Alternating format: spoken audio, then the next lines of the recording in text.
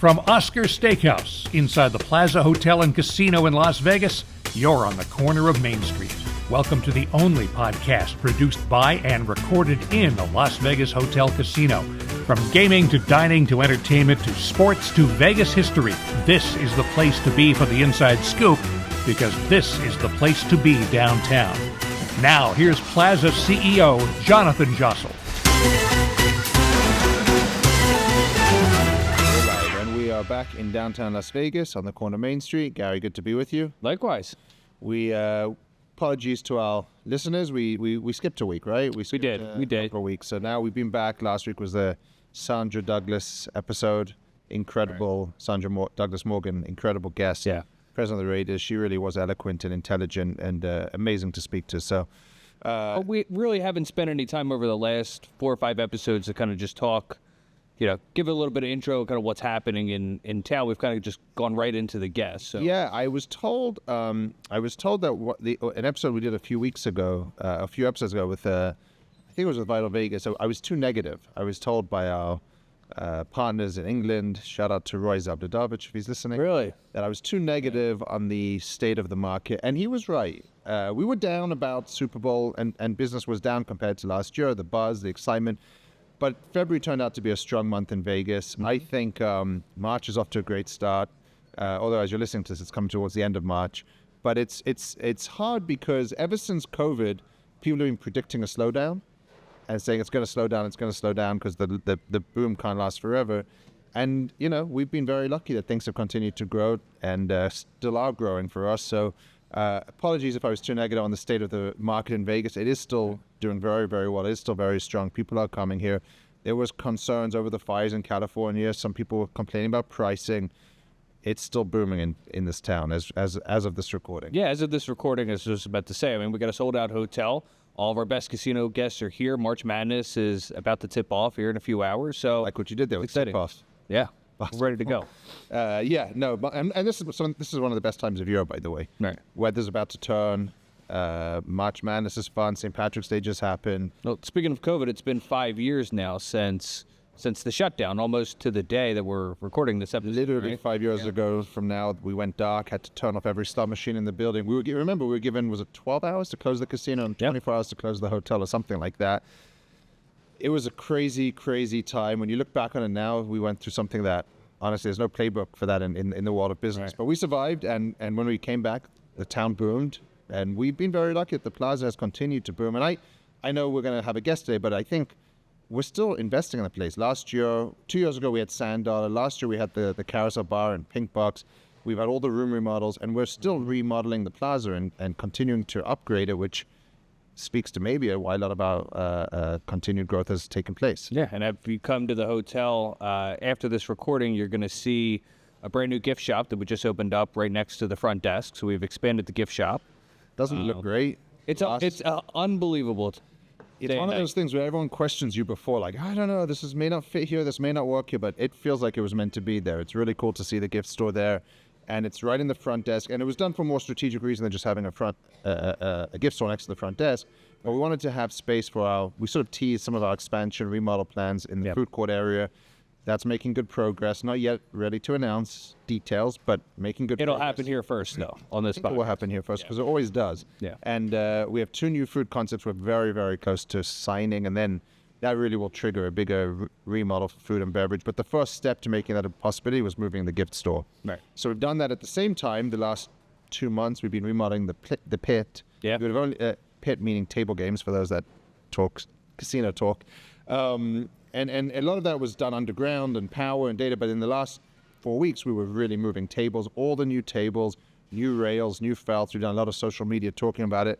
It's one of the nicest looking new tables. Signage, new TVs. It looks like a completely different, And the highest limits in some of the highest limits now in town on our tables, which is really exciting for us. And still have single zero roulette? Still single zero roulette. 3-2 blackjack? Still 3-2 blackjack. Still 10 times odds on craps.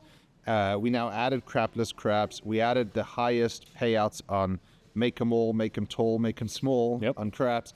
But one of the things that we talk about is good odds. Everyone wants to have good odds, but good odds is only half the story on the table games. You got to give people a good experience to keep them there, to make them want to stay there.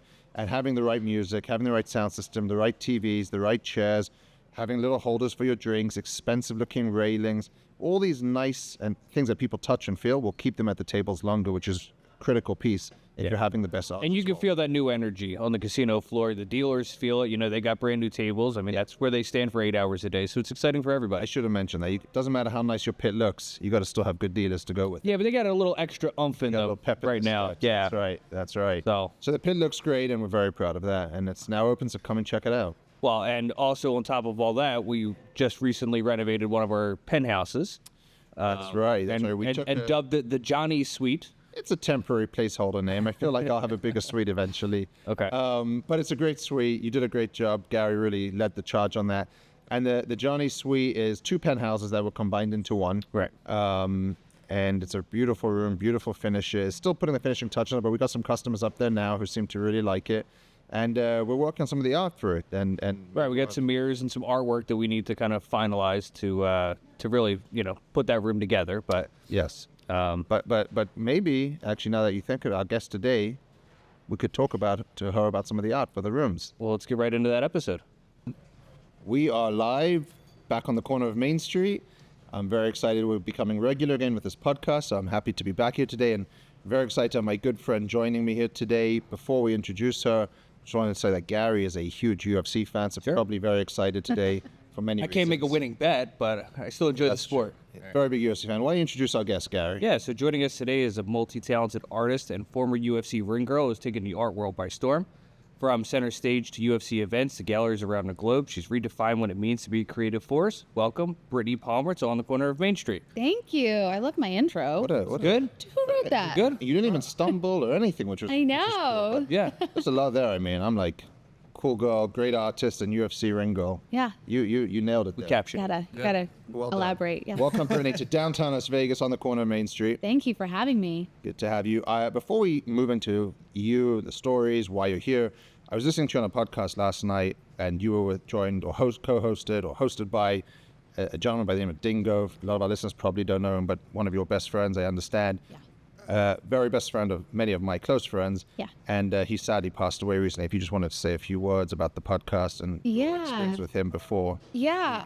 move on. Well, thank you for asking. And it's so important when you lose a light like that in life to remember them and acknowledge them when you can. So I'm happy to talk about the podcast and working with Dingo and my experience. And this has been absolutely devastating, I think, for the community at Monster and all of his friends that loved him so much, and myself included. And it is just a really tragic passing. And I hope from a person like him, we all learned how to love life the way he did, and it was an honor to be his friend and to be his co-host. I had seen him in November at Pasquale's house, and every time that guy walked in the room, I only met him probably a dozen times, but his energy was infectious, always happy, Yeah. and everyone loved him. Tal Cooperman, who's probably one of his best friends, I saw you just had a song made about him from Yeah. Machine Gun Kelly, which is pretty cool. It's so good. Yeah. It's like one of my favorite MGK songs I now. just saw it today. It's a really good song. Dingo would have loved it. He would have, right? Well, Yeah. thank you, and I'm sorry for your loss. And are you still doing the podcast now? So I guess where we're at right now, it's very tender. We're all kind of taking a step back for a second and grieving this terrible loss. And we have 2 shows that are dropping. The last time I saw Dingo when we were in Salt Lake City for the rodeo. So those will be dropping in the next couple of weeks, which is intense because we haven't seen it. And then we will do a memorial show during X Games, I think, and then we will see. We will see what we can do. I don't think that he is ever replaceable, so I guess that's up to Monster, Danny, and myself to figure out how we should proceed. Well, I'm sorry to start with that, and we have never had Okay. to talk. No, we don't really talk about that stuff on our podcast because our podcast is all about Vegas, downtown Las Vegas, the community, and gaming, and not just gaming, but the industry in general. So, again, sorry for your loss. And No, it's okay. Thanks for asking. you and I have become friendly good friends in the last 12, 18 months, but we met not when you were Ringo. We met in downtown Las Vegas at the Arts District, Yep. and you're in an art gallery. Yeah. Why were you in the Arts District? Well, I had a gallery here called Kaleidoscope, which you know, and I love it down here, and I'm from Vegas originally. I have a condo nearby. And so I needed a studio that I couldn't paint in my house. It's as an artist, I've done that for so many years. I would paint in my living room. I'd create a space, and it's hard when you can't leave the office, right? It's like you can't leave your work. So I wanted to have a space where I could be creative, and the space was so perfect. It was right in the center of the arts district. It was a storefront. So I turned it into an art gallery / studio, and I would hold private appointments, which is when I met you, to come in and check out my work, to possibly do paintings here, which we did. We'll talk about that. Yeah, shortly. we'll talk about that. And so that's kind of where Kaleidoscope started. And right now it's being taken over, but still the same concept of, having art shows and art events going through there. So the idea that I had with that space is still alive and well, and it's pretty cool. You know what's amazing is the Arts District, in my opinion, is the most exciting place in all of Las Vegas right now. If you look around the Arts District, and you can border it maybe like Charleston and Main Street are the sort of the hubs of it. Yep. But there really wasn't that much art. It's a lot of cool restaurants, breweries, antique stores. I mean, now there's high-rises and apartments being built everywhere. We call it the Abbot Kinney of downtown, or of Las Vegas. Okay. It's gonna get there. But it's getting there. It's amazing to see it. Well, it's funny. I was just at Abbot Kinney, and Abbot Kinney is like kind of becoming the old Vegas. Like everything's closing down. You're like, God, look at all these places. Really? It's all closing. It's more like you have like the trendy stores, like clothing stores. But I think a lot of the art that I was used to when I used to live over there, it just felt a little different. So this is livening up. When I was there on Sunday in Vegas Art District, like Abbot Kinney, it was just people walking around, great weather, people bar hopping, going around different stores, and it's like, this is a community that does not exist in Las Vegas. Yeah. So if you're listening to this and you haven't been to the Arts District, check it out. It's incredible. Oh yeah. And but it was cool that you were doing art there, because it's called the Arts District, but there really wasn't that much art. Yep. Are you still doing it, or did you? No. I have two homes now. So I'm living half in by the beach, and then I'm half here. So I still have the place, but I have another studio here that I'm painting out of when I'm here. Well, anyway, the Arts District is going to be incredible, and I think, have you been up there? Like No. Esther's Kitchen. The Oh, yeah. Esther's I've is so taken- good. Yeah. Yeah, I was just there. Really? Yeah. Yeah, it's cool. So anyway, you grew up here in Las Vegas, and we often start our podcast with people that have been in town from like the 60s and 70s, and we ask them what was it like growing up here, but we're similar ages. I'm curious, what was it like growing up in Las Vegas? Similar-ish. You saw that look too. We're on video. So Yeah. gotta mention it. I actually don't know how old you are, so. I'm 40. All right, I'm 37. Similar. So similar-ish, We're yeah. close. Okay. No. So what was it like growing up? You're going to school here, partying here? I mean, imagine what it would be like, when, you'd have your normal parties, but when you have the biggest adult playground 20 minutes away, because I grew up in North Las Vegas. So we would go when I was underage here, and we'd be walking the strip, and we had fake IDs, and we'd get those big yard-long margaritas, and we'd be smashing those. And, I've probably had 4 or 5 fake IDs. I got arrested on the strip for curfew. They put me in What is that? you can't be out after a certain time if you're under 18. Oh, So they arrest you, and then they call your mom. They put me on a bus, and they were about to take us all to juvie. Yeah. But if my mom came fast, then I would, so I was like sitting on the bus with these girls, and she's talking about where her drugs are at, and I'm just like, oh my God, this isn't my life. And thank God my mom. Was that with your fake ID, or is that before the fake ID? I did not show the cops my fake ID that night, so I did accept that I was out past curfew. But I think my excuse was, well, they're 18, it should be allowed, but that's not. Does this still happen today? Like if you're under 18 on the street, you just get round up for and take... sure. Curfew? Really? I never even heard of curfew. I don't know. Maybe not where you're from. No, but I've been here 17 years now. I should have heard if you about have someone this. underage, I believe you have to have a parent You have present. to have a parent with it? Yeah. Okay, so you would go to the strip when you We would go to the strip. I mean, it was definitely. What was there? Everything that's here now. No, but it wasn't like It was the better nightclubs. because there was clubs. I mean, there was Rain, Rum Jungle. Oh, I remember I Rum went in Jungle. those. I got my ID through those. I got busted at Pure a bunch. And then fun fact is my first job at 21 was at Pure nightclub, and they busted me 3 times and took my ID. I was the little young. Even when you were girl. working there, or before you No. worked there. Once I got Yeah, yeah. 21, I was like, I don't know if you guys remember me, but I'm glad. They're like, yeah, we know who you are, but they were sweet to hire me in. And it was a good place to grow, like good experience. No. You met good people socially, or No, I don't think so. I mean, for me, I think where I was in my life and in my upbringing, I didn't have it so easy. I had problems at home in my home life. So obviously I was countering what was happening there to go and be bad here. And so for me, it wasn't great, but I know for other people, especially now I have friends that have children here, they give them a beautiful life and it's a great place to grow up. But for me, I just did all the things, naughty things. I tell everyone that Vegas is a great place to raise kids. If my family in England are listening, it's a good place to raise kids. It is. No, when you have beautiful parents like you and your wife and a really good home life, it's a beautiful place to raise kids. I think where I was, I had, my mom was like, survive. And I was like, okay, I'll go to the Strip and figure that out. Interestingly enough, the whole city is changing so much. Yeah. And I went this morning with Sam Cherry, a local developer, to the West Side. And he's building there. Have you been to the West Side? The historic West Side. It's pretty, it's 2 minutes from here, but it's that way right there. No. Right here on the other side of the train tracks. It's where the Moulin Rouge used to be. Oh, yeah, and it's completely run down. By Paradise Palms and all that, right? Might be, yeah. Okay. Have a house over there. Go down Charleston after Maine. Okay. Down that way. There we go. Okay, so anyway, he's building 104 units in an area that you'd be like, what are you doing? But it's going to happen. It's the same as downtown Las Vegas was 20 years ago. Yeah. It's going to keep this city keeps evolving and changing. Well, and I think that people are respecting the culture of Las Vegas, and even the people that live here wanting to go to the arts district, come downtown. Like this is you created something so beautiful at the plaza because it's this iconic Vegas staple and people are appreciating that. Yeah. So I think moving it forward and moving it down and just like popping up in these old places that, we have some of the most incredible homes that are built in the 60s that are still very much there. I mean, I bought one over in Paradise Palms. This is why I said it. And it's a really beautiful place when you can come and experience the old classic Las Vegas.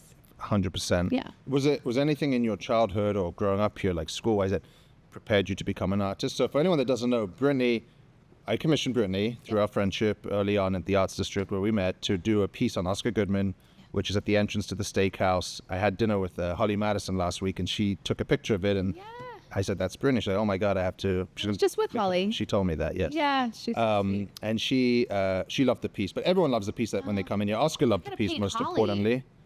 I should paint Holly. You should. Yeah. You should. Oscar loved the piece most importantly. And so you did the piece out there, but was there anything in your childhood or growing up that prepared you to become that kind of an artist? No, not necessarily. I mean, back in those days, I graduated in 2005, I already aged myself a little You've already told everyone your age. Cat's out of the bag. No, there wasn't a lot of like culture, I would say, in art culture. And I want to say our friend Tall really did bring a lot of that to Vegas and created this where you're seeing these murals and these really beautiful things. So we didn't necessarily have that, and I wasn't introduced to that, but I was naturally really talented and creative. And I think that that's where all of it starts. And, when I was in art classes in school, I was just really good at it, but I didn't think that I could do that for a living. So I was being on the Vegas Strip and always coming down here. I wanted to be a professional dancer in the big Vegas shows. So that's what I pursued right out of high school, and I started dancing professionally at the Flamingo Hotel in the Ex-Burlesque show. Okay. And then I worked with Nathan Burton, the magician, and then I was in the... So I was in... What were you in the magic show? Were you like one of the prettiest? I was one of the... I was one of the girls that disappeared and reappeared. Yeah. Can you teach me how that's done? Oh, yeah. I'll tell you all their secrets. The only ones I don't know is Copperfields. That one's hard. I get the gist of them, but...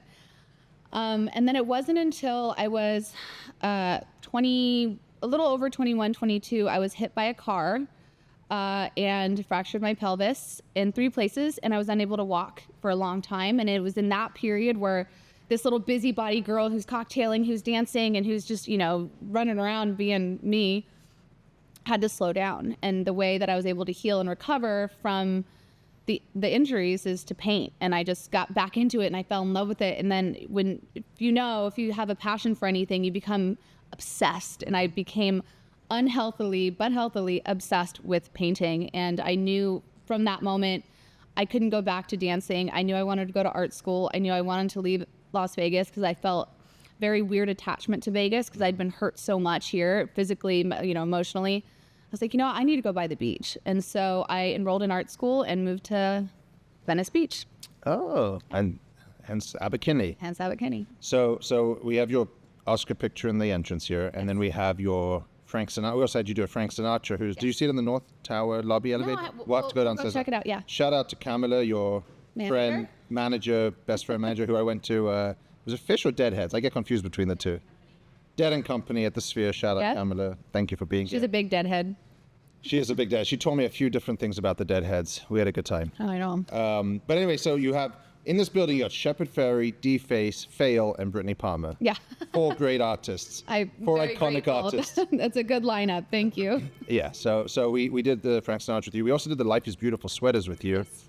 Thank you for your partnership on that. That was a lot of fun. Actually, Camilla was just out front. You were, where were you? She was at a Thai restaurant and just saw this guy wearing the shirt. So she's like sending me these photos, and it's so cool. Like when you see your work just on a body somewhere walking around, you're like, oh, cool. And then we also partnered together on our fireworks. Brittney came here and lit the fireworks last year. And for those that don't know, we are bringing back our Friday fireworks. I don't know if that's an official release because we haven't gone out yet, Sarah, with it, but we are bringing back Friday night fireworks. Welcome to the weekend every single Friday starting May the 1st. Through September 31st. I love that you do that. And by the way, the vibe up there was so fun because you have dinner here. Yeah. And like I was with all my girls and everyone was just dressed to the nines. And then you go up and you got people just in the pool, swimming, watching fireworks. I'm just like, this is genius. And no one does that but you. So no one did it. Great you're bringing it back.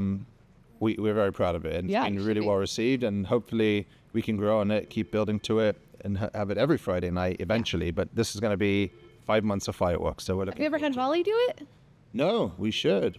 Yeah, that's a good idea. She's more of a foodie these days, doing her food influencing. Yeah, she is. She'll come eat and then. That's exactly it.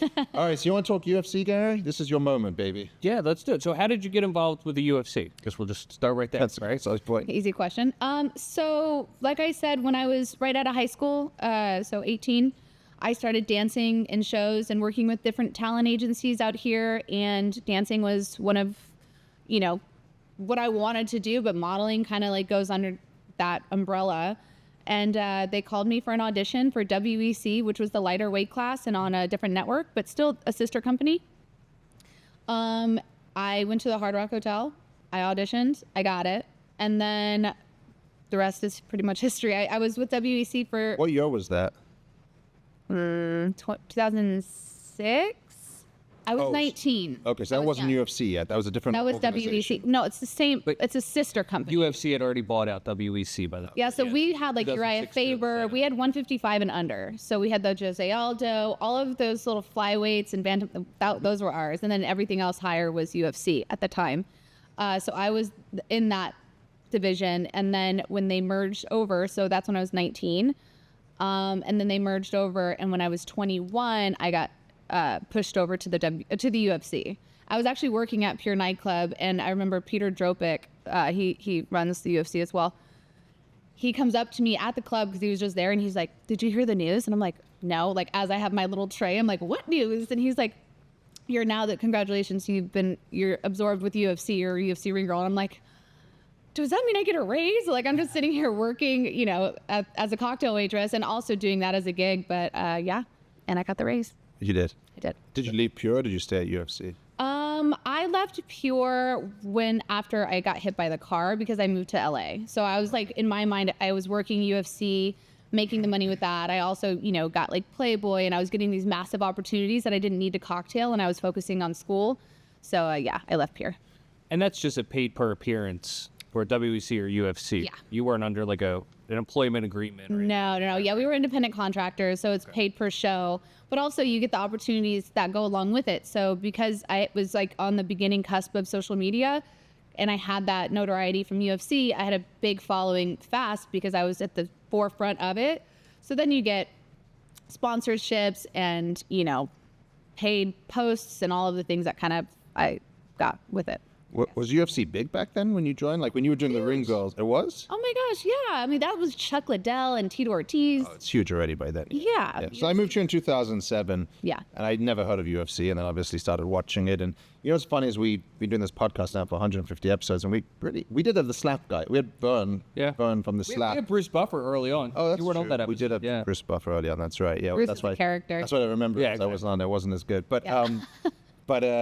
we didn't really talk about UFC as much and the impact out in the city. We talked so much about the Raiders and the A's and the the A's coming, but the Golden Knights impact the Raiders and then maybe the A's a little bit. But UFC was the first sport. Yeah. I mean, and it was really a sport built around this city. Yes. You know what I mean? It was born in Vegas and grew up in Vegas. And represented well by Dana. You know, Dana made sure that, and he still does, represents this town to, he loves it, and you can tell.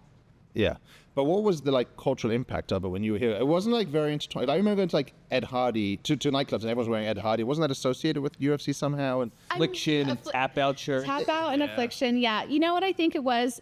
The social impact I feel for Vegas is because we had something that was ours. You know, we didn't have any big sports teams at that time. So having UFC, this jam-packed action sport where you're just it's something that no one has ever seen before, really. Yeah. And that the fact that this was Vegas's piece, I think it gave a community to a lot of Vegas locals. And that's how I feel. It's just it was kind of something that we had, LA gets the Rams now. I mean, but you guys get these teams, and now you have the Golden Knights, like you said, and yeah. But yeah, I think that's what it was. And there was always boxing, but UFC just became. This was the home Boxing of it. was events here and there 2-3 times a year. At the time, the UFC was almost every month. There was an event here in Vegas. Mm-hmm. So you said it was big, but there wasn't people weren't selling out arenas. Yeah, They were? We were at the MGM Grand. We had to build T-Mobile. UFC was a massive part of T-Mobile being built. Okay. Yeah, but that's more recently. That wasn't 2006, 7. But No. yeah, but by 2010, you got your Brock Lesnar's, your Anderson Silva's, GSP. I mean, to me, they were the peak years of UFC. Yeah, for sure. Those were incredible. I mean, Anderson Silva was my favorite fighter. Me too. Really? He was my favorite. Yeah, we have that in common. He was the first ever fight I saw live, and he He's so cool. front kicked someone. And He's so Early cool. V-Tour. Yeah. Him and then now John Jones. I'm big John and Connor. Yeah. But Connor's. Yeah. those are easy 3 favorites. I mean, they're good favorites. Those are 3 easy favorites. As the UFC started to expand and they started doing more international and then more, across the states, so you went to every event that they had, all the pay-per-views, all the fight nights? Yeah. So for a long time, we had a big group of us. Then it kind of chiseled down and it was just Ariane and I. And then we started kind of gaining more ring girls. So her and I did basically every single one. And the amount of places I've been, I'm very, very lucky. And now that I'm retired, it's you realize how much traveling affects your body. It really does. And we were gone probably twice a month, traveling all over the world, all over the country. And then, I mean, all of them. Can I ask a really stupid question? Don't. There are no stupid questions. Have you ever heard that? For someone listening that, listens to this podcast and is used to other sort of subject matters, what is a ring girl?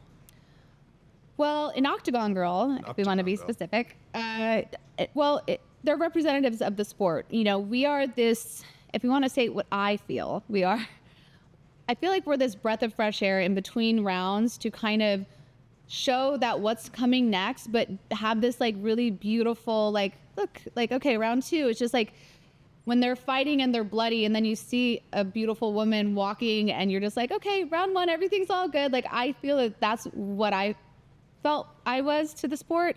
And I also know that I was a representative of it. I was a spokesmodel for UFC. I represented that company and that sport, and everyone knows how I feel about UFC, not only working with them, but loving the sport and making sure I, made a good impression on behalf of the company. I mean, to me, you're such it's so weird because you watch a fight and it's an integral part of it. Yeah. But I can't quite explain why it's integral. To see a girl, a pretty girl. It's a palate cleanser. Yeah. It gives you that, that 15 seconds. Okay, that was stressful. Now let's just watch a beautiful girl for 15 seconds. Yeah. And then kind of mentally reset yourself. Reset. Yeah, 'cause you think about it, you got the fighters in the corner and they're just getting all their face wiped up, and we're just walking around easy breezy, not a big deal, just everything's all good. Has anybody, this is also a stupid question, God, I don't know what. They're not stupid. That's a great question. Has anybody thought this in today's society, maybe why does it have to be a beautiful girl? Why can't it be a beautiful guy or what? Yeah, of course. I mean, we had do you remember there was I think when the Me Too movement happened, they were just that having girls up there is sexist in a way. But I'm we want to be here. We don't want to lose our job because you feel that. I'm just don't watch us if it's bothering you so much. No one was forcing us to do this job, and we enjoyed it. And, the doors that opened for me from it is, exponential. So yeah, I think that, you could have ring boys, but Maybe it wouldn't be as much of a palate cleanser. Yeah, right. Yeah. Well, what UFC did that was different than traditional boxing at the time is traditional boxing, they would have different ring girls coming in. So if you watched 5-6 events, it would just be different girls coming around. But the UFC was able to almost make you and Ariana stars. Yeah. Right? And build that as part of that identity with the brand awareness that it was starting to bring up at that time. Yeah. And I do believe that also, Dana and the UFC loved having just like their main key girls, but then also the fans did it too. Right. The fans, if I wouldn't be present, even now I'm not present in, working for them, they're still like, bring Brittney back, bring Brittney back. And I'm just, it's so sweet, that fan attention, but fans were a big part of our notoriety with UFC as well. No, it made you famous. It made you on TV every weekend. We just had Vegas Paulie C here asking to take a picture with you. You're a recognizable person around Vegas, I assume mainly because of your UFC career. Yeah. And so if there's 5 rounds, are there 5 ring girls? No. It just depends. Sometimes we have 3, sometimes we have 5. It depends if the event's big enough. UFC also has a budget to work with. So if it's a bigger card, you can have more girls. If it's a smaller one, we would switch first round, second round, and some girls got twice in a 5-round thing. But you only have 5 rounds of the last 2 fights anyway. Exactly. As long as it's vital. Yeah, title. And you don't do do you do the weigh-ins as well? Do you stand there for the weigh-ins? Yes. You do that as well. Those are pretty intense. What was it like standing up there for the weigh-ins? One of my favorite UFC moments ever is I did a collaboration with Reebok, and I painted the shirts for International Fight Week and the hats for the red corner and the blue corner.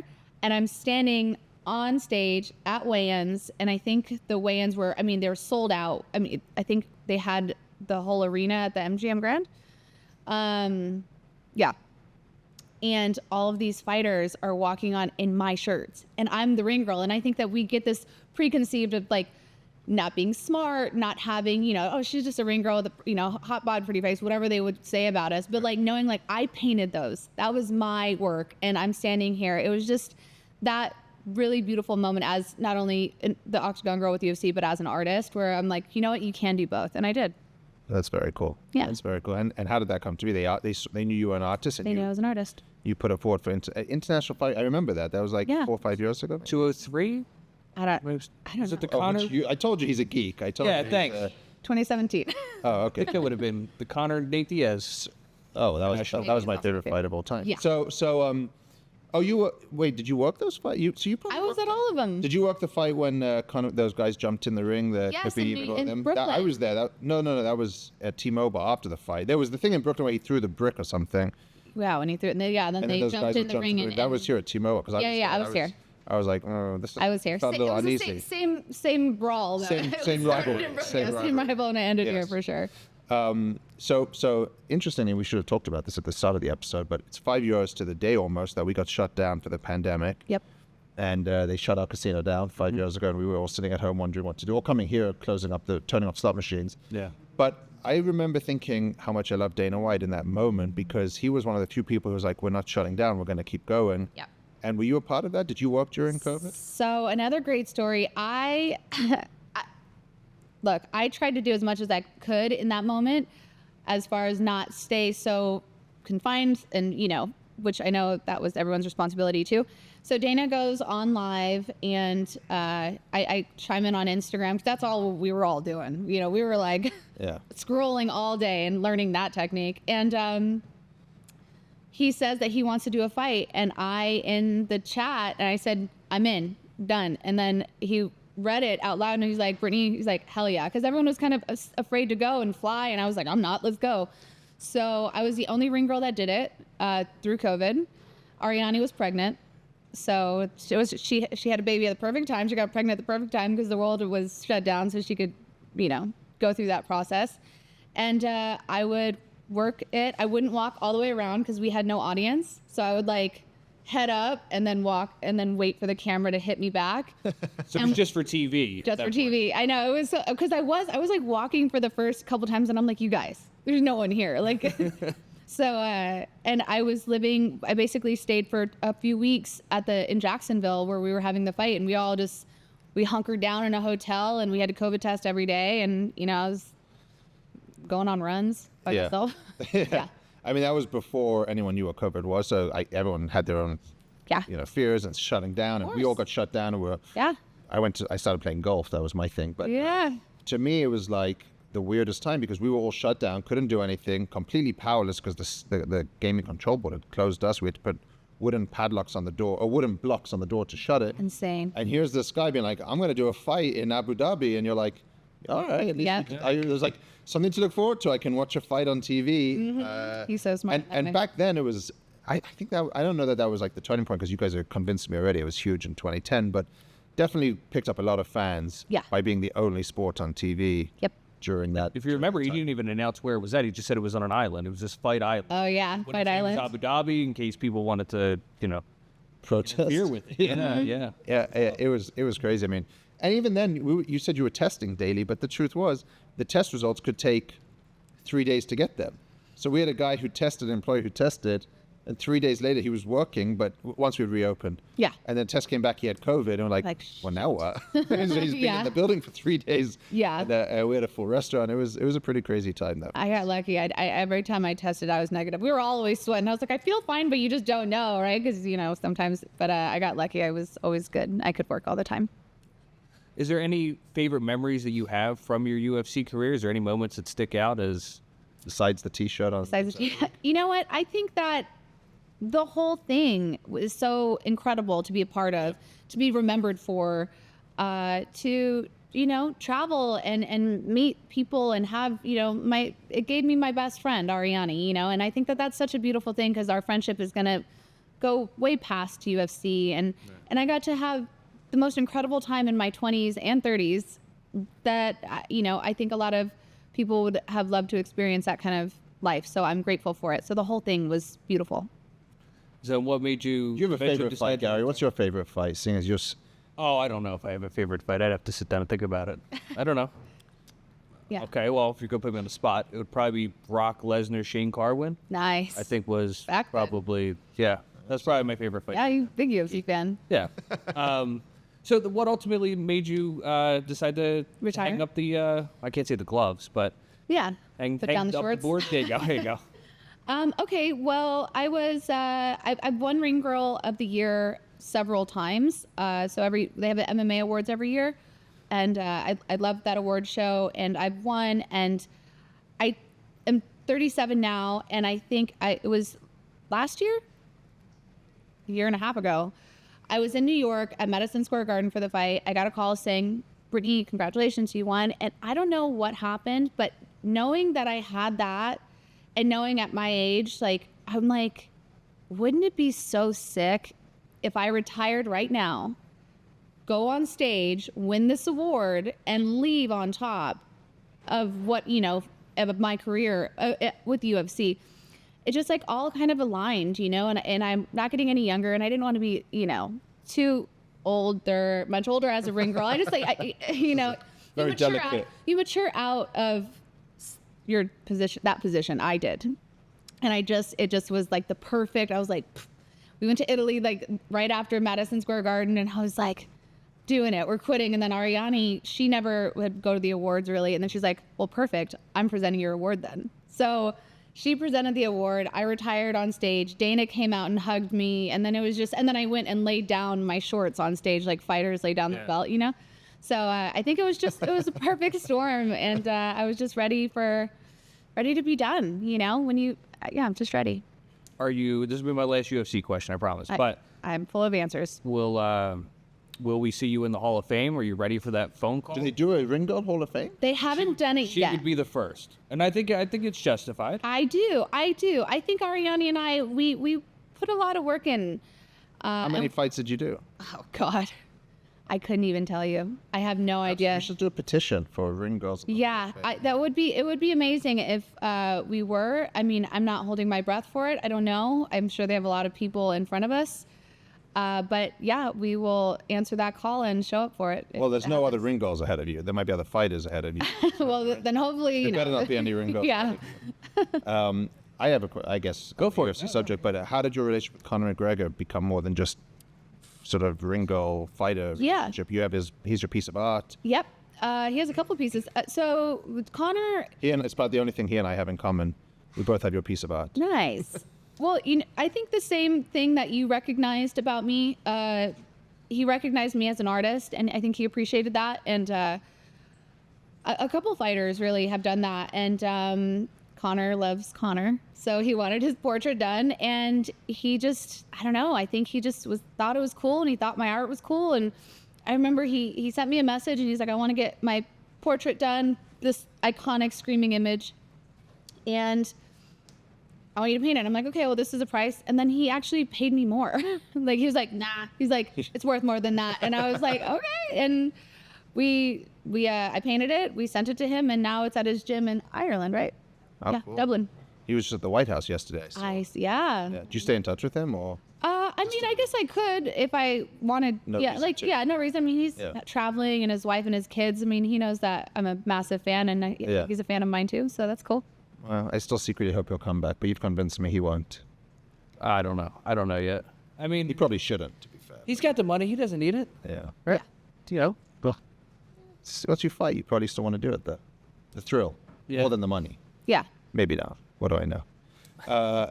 So now, you moved into sports cards. Gary and I have a special project we're going to show you after this. We have a vending machine downstairs.